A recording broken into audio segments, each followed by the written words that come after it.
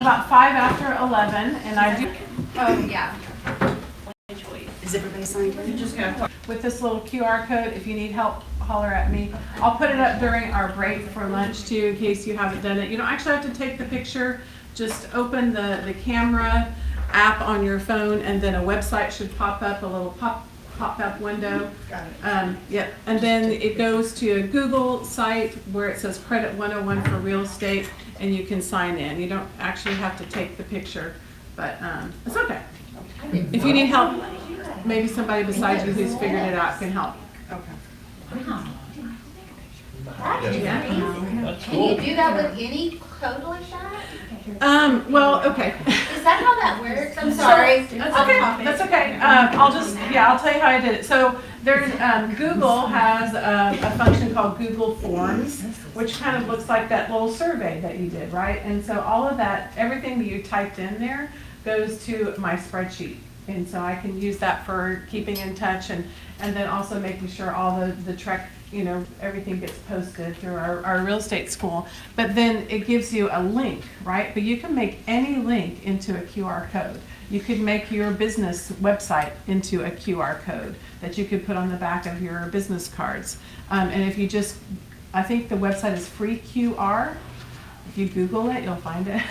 And it will take any website and convert it into a QR code. And then it downloads as an image. Sometimes when we have larger classes, what we were finding is that everyone was standing around this little clipboard waiting to sign the paper. And so this just seemed like a kind of a technology way to let everybody do it from their seat. So hopefully that wasn't too hard. And if you need some help and didn't get it done. So this class is Credit 101 for real estate. It's a 2-hour CE elective. You have a packet at your seat, hopefully, where you can take notes. The outline of everything will be there. And, hopefully it will be something you can refer back to later to, jog your memory about things, or, when you have someone that you think might need some help and you go dig that out and like, oh yeah, there's that thing that she told me about.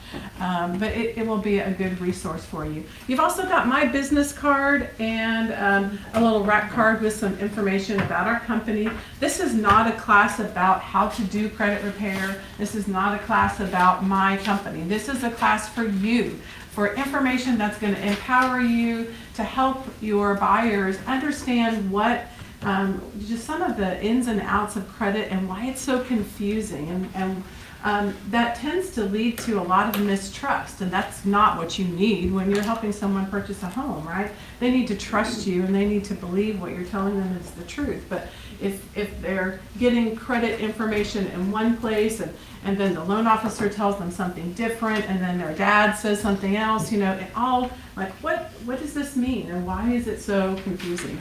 That's what we're here to talk about today. That's all the Trek stuff. You don't need to know that, but that's who we are. Elevate My Scores was founded by Chris Bush, the president. He's been in corporate credit repair for 10 years. In fact, you may have even seen him on the scene here in the central, name them today, but he really didn't like the way they were running their business and felt like that it was based on stretching it out and taking people's money, and wanted to build a credit repair company that people could trust and people could turn to, that was really about relationships, was really focused on helping realtors and loan officers get people into homes. And that's what we're here to represent. I don't know if you see the family resemblance, but Chris is my younger brother, and I'm the regional director, the boots on the ground for the company. I have an education background. We both grew up in Spring, Texas, went to Klein Oak High School. Chris went to A&M, I went to Southwestern in Georgetown, and my family, we lived about 2 years, some more, anytime they, and YouTube Live today. So I would really appreciate it if you would go to our business Facebook page. So get out your phone one more time and open up Facebook app and find Elevate My Scores. If you like the page today, hopefully you will, you'll be entered into a drawing for this cute little Arctic coffee mug. with our logo on it, because I'll be able to see all the new likes on the page today. So, but anytime after you like our page, anytime we have an event or we're going live, you'll see us in your newsfeed. You're like, oh yeah, there's that credit girl again, right? That just kind of helps us stay in touch. A little tip for how to use Facebook and your business Facebook page to help increase your connections with people. So anyway, appreciate it. If you do have a question about something like, hey, I have this credit report, Susan, could you take a look at it right now? And that has actually happened in a class where someone said, hey, can you talk about my client or my situation right now? That might be a better discussion offline, or if you want to text me during the class later, right? Or anything else that is really much more of a mortgage guy kind of a question. So we're excited about that. All right, let's talk about what's in a credit score. So you can tell me why get information about this report to action score, but not the other two. Right?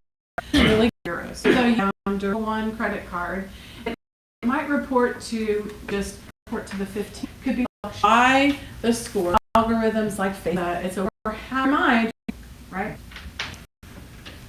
And I usually pause for effect there, just because it takes a while for that to soak in, like, oh, right? And the reason is because, most of us, we can get all this information so quickly today, right? We can get our medical records on our phone, and we can get, or see our bank. FICO is the score that I really use for. Everybody says that. I know. Organization, maybe. Yeah. Okay. It's actually fair to that percentage, right?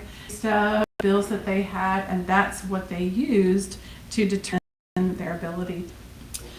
40 ways to control now out of those 40, right? And out of those 9, there are 34 were computed on a given day and different credit score. And we know that's how today on the same day you're going to okay. So when someone's shopping around for a mortgage, there are other things that you're looking. There's also some industry has its own than mortgage credit scores, believe it or not, and that's where everybody's seeing their. How are you guys seeing your credit score? Credit cards provided. Wise, it's really important when you're looking at that score to see, is it telling you it's your FICO score? Is it telling you that this is your credit score? Just to understand what I mean by that is that even that FICO score is still not a lending score. Okay, if you can see it on your phone or in your statement or whatever, it's not a lending score. Okay, it's a consumer score. Okay, so FICO has some consumer credit scores. There's one called FICO 8 and FICO 9. And they're probably pretty close to, even though they're FICO, they're probably pretty close to lending scores, but they're still not the same, okay? All right. Now, Credit Karma uses an algorithm called Vantage, okay? And if you have Credit Karma and you scroll all the way to the bottom and you look at the fine print, it'll tell you that score was computed using Vantage 3.0. That's the name of Credit Karma's algorithm, okay? And just as a rule of thumb, not all the time, but as a good rule of thumb, a Credit Karma Vantage score is going to be 30 to 40 points higher than your mid score on your mortgage credit report. Okay? You guys, have you heard that kind of rule of thumb before? Okay. All right. So if that person that says, hey, I know I need a 640, that's what Credit Karma says, your answer should be, well, let's talk about it, right? Maybe let's not get our hopes up too much. Let's go talk to a loan officer, right? And because it might be, maybe it's not my credit. It's because it's true. Wait a minute, let's talk about it. Credit scores have all of these differences to them, and it really depends on where you're looking at your credit score. Why did you think you had a 640? Where did you see that? And then unpack that a little bit for them. And then they're going to listen to you. They're going to listen to you about your credit. They're going to listen to you about the other things that you need, in that relationship. But if they go to multiple mortgage companies and they all pull it, that does affect it, right? We'll talk about shopping windows, and inquiries, Those are some of the things that they do affect your score, and it depends on how you do them and then space them out. But yes, hard inquiries do affect your credit score. They do. What's the difference between a hard inquiry and a soft one? That's a great question, and I'm going to talk about it when we get to here. Okay, but I'm going to start here first. Okay, cool. Oh, we're that close. Okay, so just to back up, this is the mortgage FICO scoring model. There are 5 percentages, different categories here of information, okay? So information is calculated and balanced out in that little pie chart there, and the mortgage of your payments on. Installment and revolving. If I use those words, are you comfortable knowing what I mean by that? Okay, and it means you chip away as long as you tiptoe. Months of review, okay, as it reports across the 3 bureaus. When you have a trade line, like let's say your student loan, every month that you make a payment on that student loan, this number of months. So, something like a student credit card, because if you're not using it every month, and it kind of sits dormant for a while, you're not giving yourself the opportunity to have that help to grow the options on it, or put a small charge. Getting to emphasize open and active is your credit score goes down, because but your credit score will go down. Those accounts are still active, right? And that is 6 or 7 years, and then that whole account, all of that history drops. Just because you paid down your credit card, that history is still staying in here. Okay, so it's not going anywhere because it's still open account, right? So even though you're not using it, it's I have still 2 open. cards that were paid off 4 months ago, and I haven't touched those cards since. Okay, unless the credit card company closes them due to inactivity, which they can do sometimes. It's in the fine print of your agreement. Just find out, and what you need to do to keep them active. You don't want to lose that, okay? And so that's why loan officers say, don't pay off anything, right? After you get that pre-qualification, right? This is the reason here, is because when you do pay that off, be better to wait till after closing, a couple weeks after closing probably, to do that, to make that right. And you're right, it does seem backwards. It's a great financial achievement, but remember, your score is about your usage of credit, and that you're not using credit any longer, right? So that's kind of why that. Now this section, all right, it could really. You've made late payments on your car, but now you've paid your car off. You said that history drops once you paid that car off. Do the late payments drop off as well?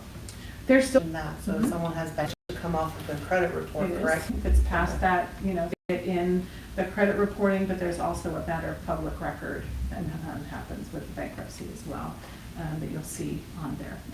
So good questions. Okay. All right, now let's move on to this next section here called amounts owed. So 30% of your credit score is the amounts that you owe on your credit cards, okay? Not your installment loans. So there's nothing about this whole section that has to do with installment loans, only credit cards, okay? So I'm going to put my hand over that right there and imagine your credit score without a credit card. That's what your credit score is without a credit card, okay? So if you have no open active credit cards, you get no points here. 30%, okay? That's huge. If you take away nothing from this class today except that right there, right? People are scared of credit cards. Young people are scared of credit cards. They've seen parents struggle with them. They've heard of that it helps everybody get their and mortgage credit score is 850, and 30% of that, do the math, that means that you can't even $100 credit institution looks like to learn, right? So that is all about utilization. Utilization is the limit versus the balance, okay? So if you have a credit card with a $1,000 limit and you go to buy $900 $100, nice round dollar balance, then available balance, but so you don't get very more points towards your score. Get the credit score and then look at the information. A lot of times it will tell something about, you could raise your score 37 points if you pay this one card down to $17 or something like that, right? Have you ever heard of that or experienced that? So that's what this means. So loan officers very often will look at the credit report to see, how they could coach their clients to get some more points back, right? It might be an issue of not qualifying and then being able to qualify. That great, they'll pay down that because utilization credit, months long process. But this is fast, right? They can do that pretty quickly. Penalized is the sweet spot. And actually, getting them down below 50 is good, still good. But even better, the most points that you're going to get back and still have some balance is 20, okay? But notice I said not 0. There's some work in the way this works that backwards things about the day. Not going to get that. It does, it fluctuates, and we have no clue until now why. Right. It does that. This is why. That's one makes one. Yeah. This is the average crowd. So, the 800 credit scores that are high, right, or high credit scores is to an emotional decision, one that I learned, you might, really hurt your average, okay, and of your open and active history, okay? And now one way to manipulate this a little bit is to become an authorized user. Have you ever heard that term before? Okay. Mm-hmm.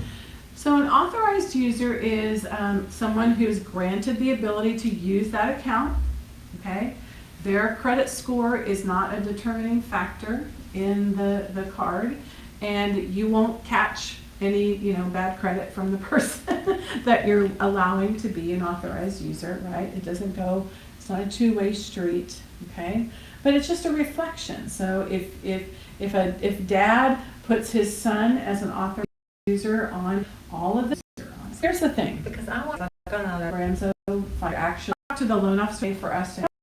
My brother I'm wondering if like a lot.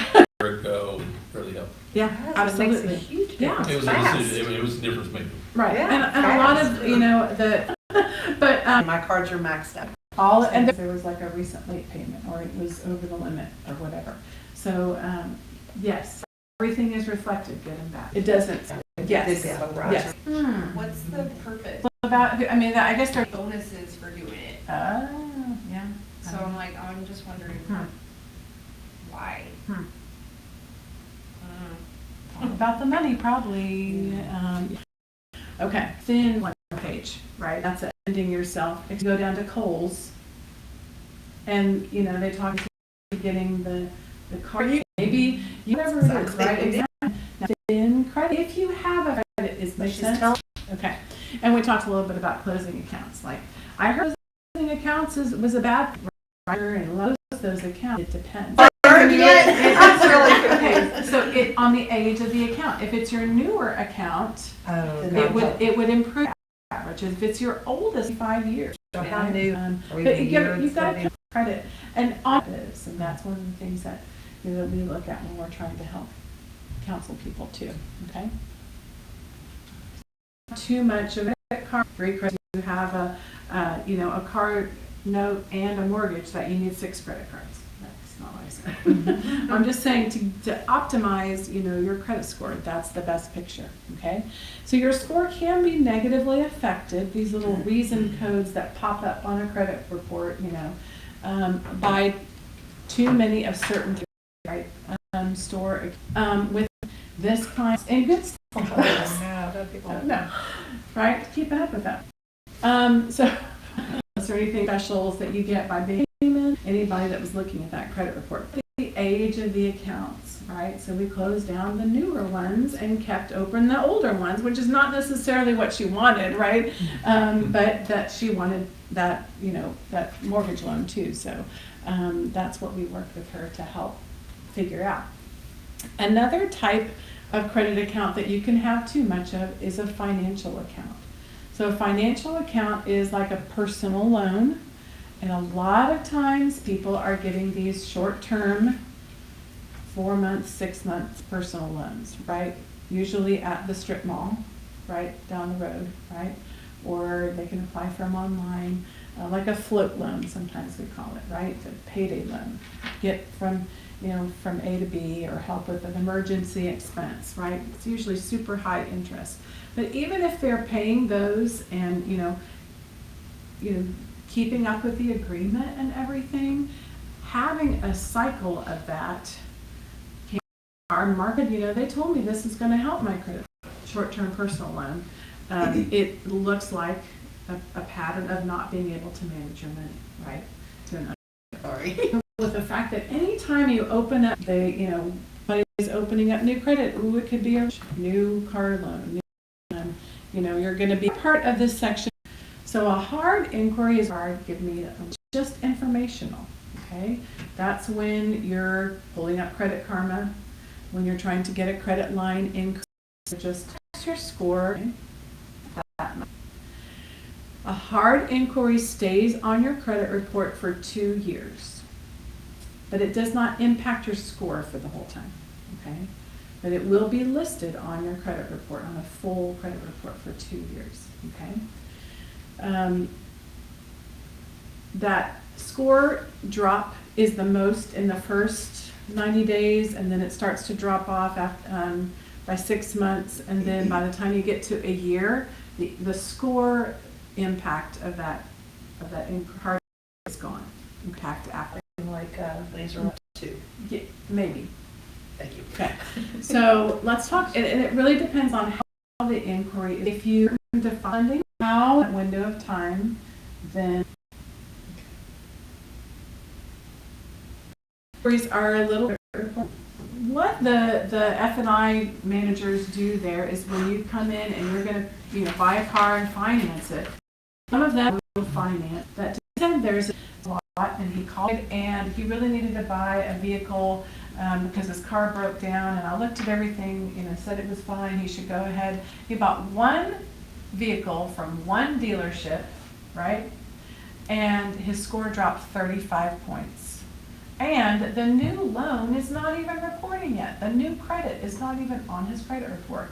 What happened? Okay, so we kind of had a clue what we thought it might be, and we looked at the end of the credit report where the inquiries are, right? And there were 14 inquiries on the credit report from one dealership, which is actually pretty typical, I gotta say. But we looked at the coding, and it will tell you if it was an auto inquiry or a financial. And 4 of the inquiries of those 14 said auto, okay? The other 10 were financial. So the 10 counted individually. The 4, condensed to 1 because they were within the shopping window, right? So the 35-point drop, 3 to 5 points per inquiry, that's how his credit score dropped 35 points. Because they coded it wrong.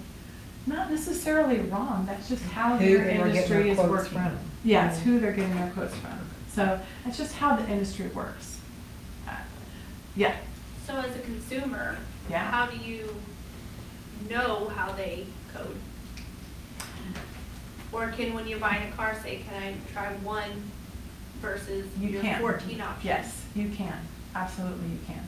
Or you could go Or down have to, your own financing before you go. go down to where you bank or your credit union and get a letter of financing and take that with you.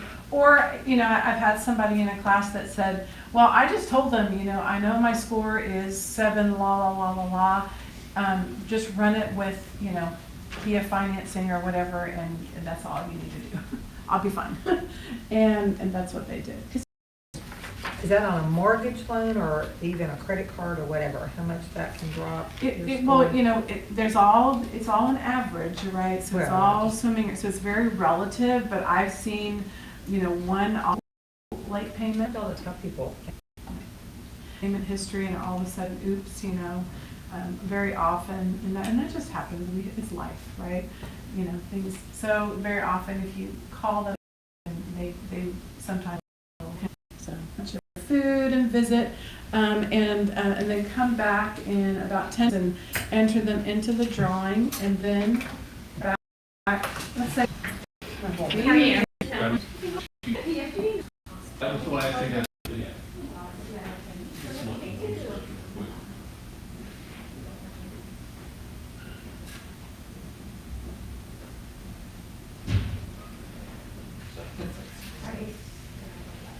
So the question I'm thinking about is when you fill out those mid-20 off and you're going to be hit with the. How? Let me do that.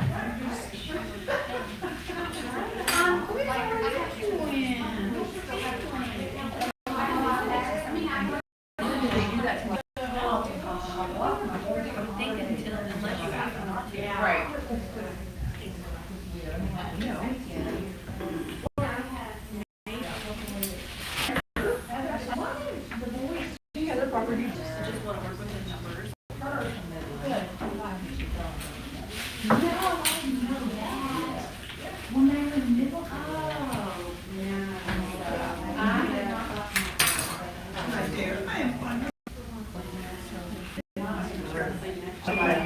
Whatever. So I'm really glad that you were the name of the company and I'm like, Yeah, she was. they don't own the property. But they wanted me to list it to sell. Every now and then. But you don't own it. And I'm just a little confused here. Because if it was that easy, I could go pick some property. Exactly. Start selling money.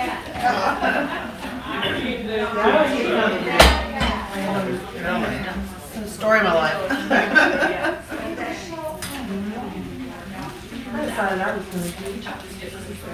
Yeah, I don't think I'm gonna be able to do it, but I'm gonna try it. Well, obviously, I'm not gonna do it with the rolls, but. And they're- Are we doing it in a restaurant? I don't get the point. Don't do anything. I need my, fine motor skills worked on. Hang out.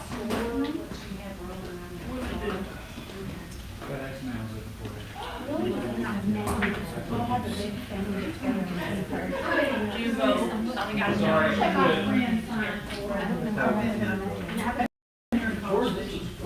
Go back. So like. Next time I ever pay your parents. But he signed on my credit card, so he had wrapped up bills. Debit, either way, it's, you know, well past. But when there's. People your name.